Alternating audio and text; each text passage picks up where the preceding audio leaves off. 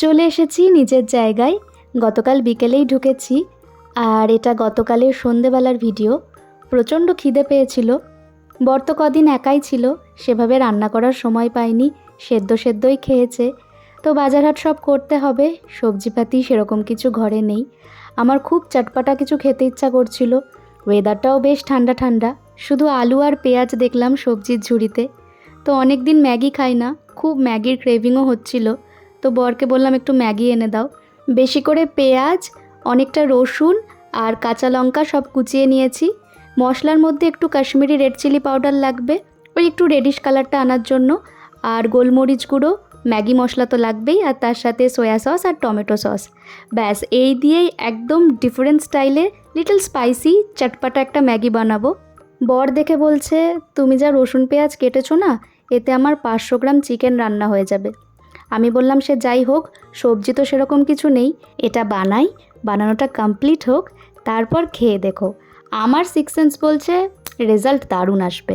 প্রথমে তেলে রসুন ভেজে নিয়েছি, যাতে রসুনের গন্ধটা ভালোভাবে মিলেমিশে যায়। তারপর পেঁয়াজটা ভেজে নিয়ে ম্যাগি মশলাগুলো সব ঢেলে দিলাম। কাঁচা লঙ্কা কুচিটা একটু পরে দিয়েছি, না হলে অতিরিক্ত ভাজা ভাজা হয়ে যাবে, ওর ফ্লেভারটাই নষ্ট হয়ে যাবে। আর একটু কাশ্মীরি রেড চিলি পাউডার, একটু গোলমরিচ গুঁড়ো। অতিরিক্ত ঝাল আমি করব না, কারণ আমি খেয়ে নেব, আমার পিরিয়ডস হয়েছে, আমি খেতে পারবো এখন, কিন্তু আমার বর খেতে পারবে না। সল্ট টু টেস্ট, আর অল্প কয়েক দানা চিনি দিলাম স্বাদটা ব্যালেন্স করার জন্য। সয়া সস, টমেটো সস সব আন্দাজ বুঝে দিয়ে দিয়েছি। আর অবশ্যই একটু জল দিতে হবে, না হলে কিন্তু মশলাটা পুড়ে যাবে। 2 মিনিট একটু নাড়িয়ে নেব, একটু কষিয়ে নিতে হবে, তারপর ম্যাগিটা অ্যাড করে দেব।